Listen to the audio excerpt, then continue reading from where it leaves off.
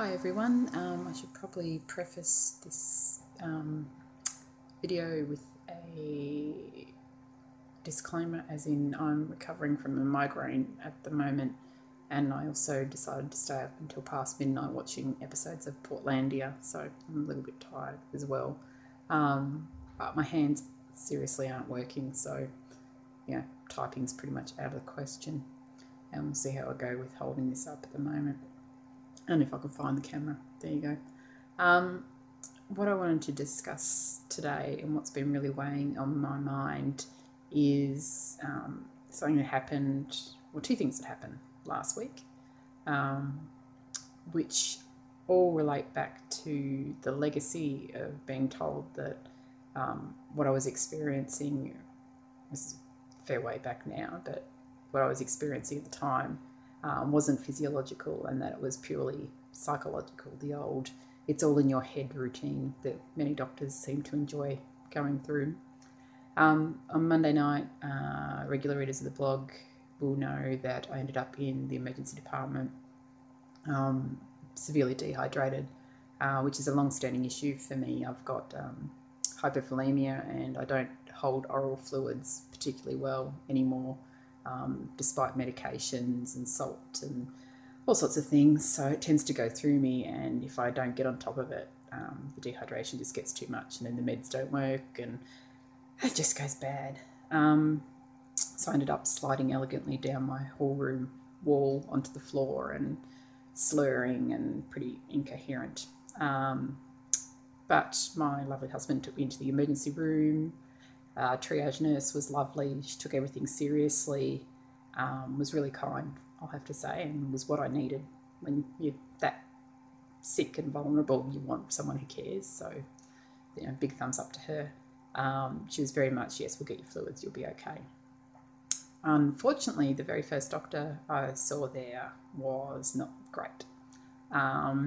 She was very all over the place. Her questions weren't leading anywhere. It was clear she was confused, despite my husband talking for me as well. I was having so much trouble slurring my words and trying to form sentences.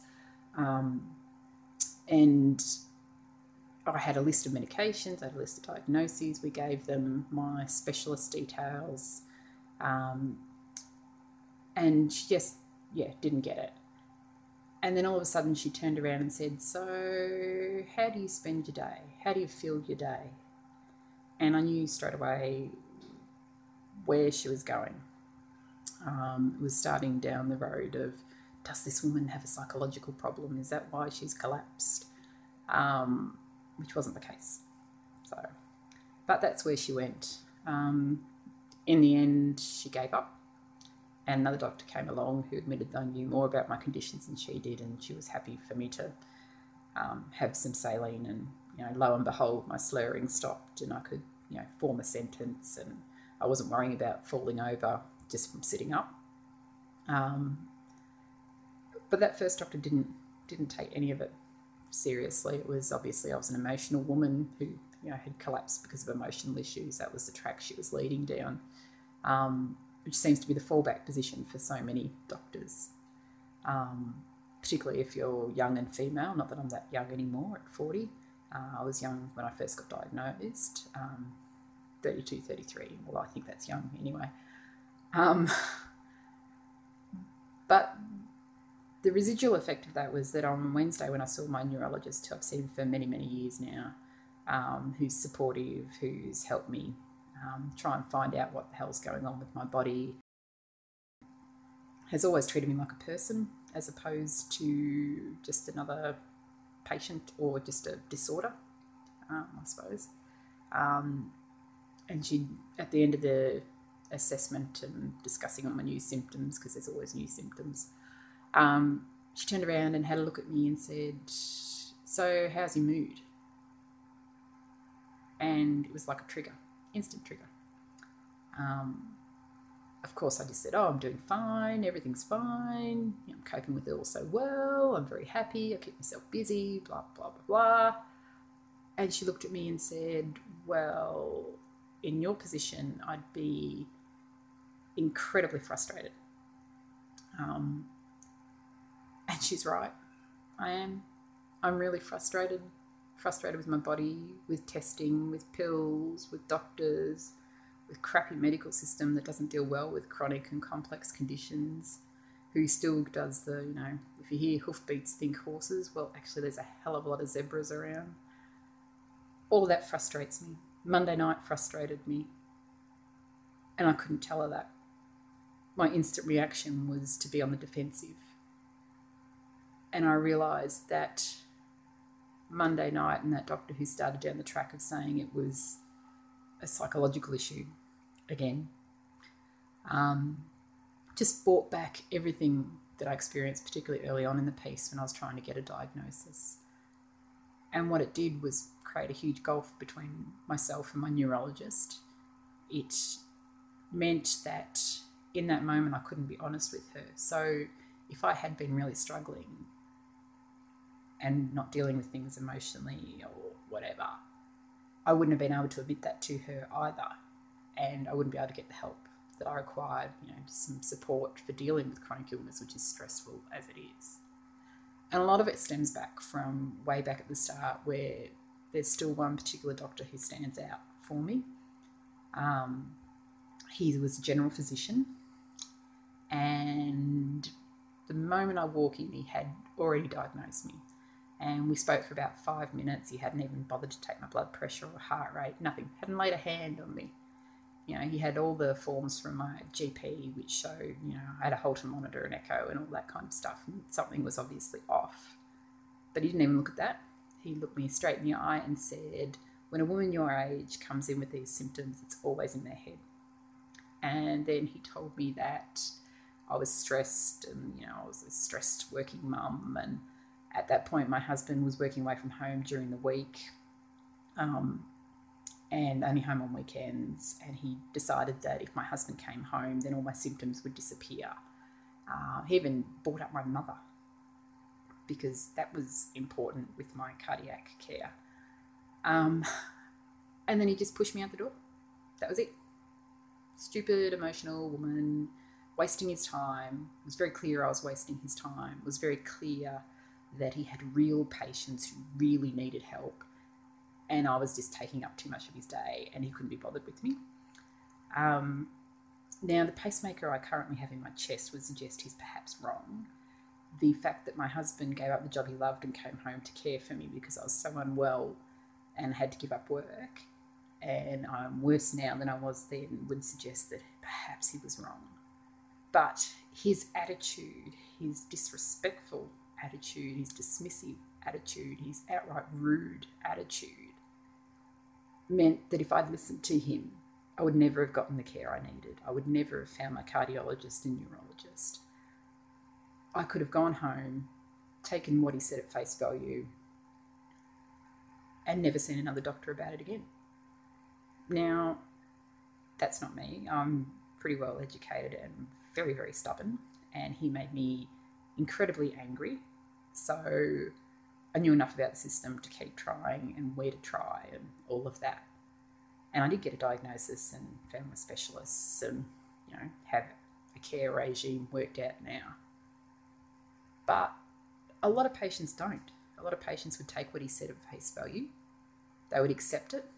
They would label themselves because, doctor knows best. You've gone there for his expert opinion.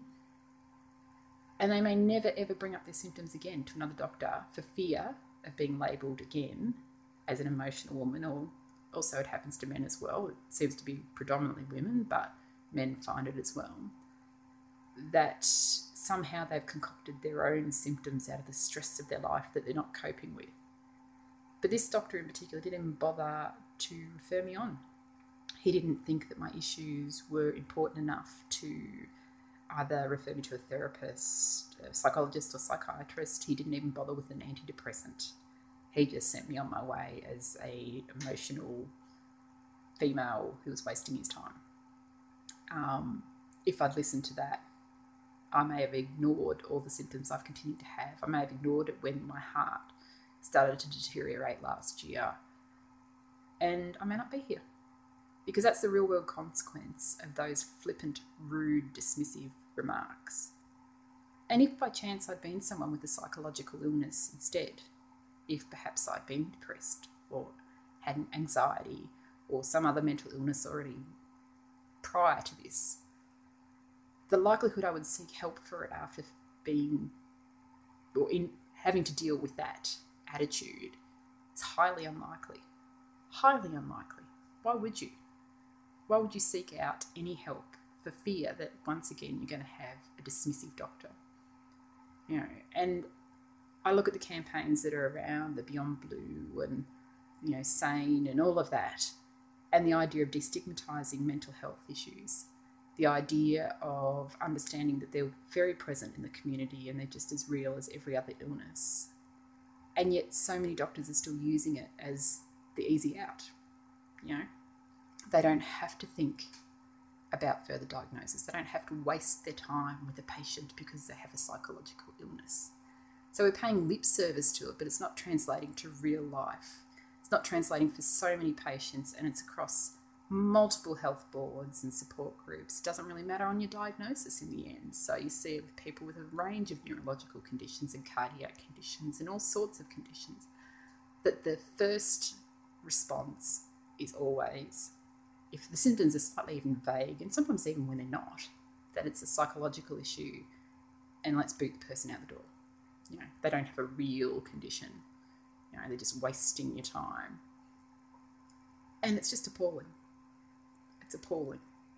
You know, we can have these campaigns, but until they translate into real life and doctors start to take it seriously and start to realise that mental health is serious, that the stress of living with chronic illness is serious, that sometimes people can't always articulate what is going on for them, but that doesn't instantly mean that they don't have a heart problem, a neurological problem, endocrine problem, whatever it might be. And until we can get past that, patients are going to miss out on the treatment they require, and it could have devastating consequences and even end in loss of life.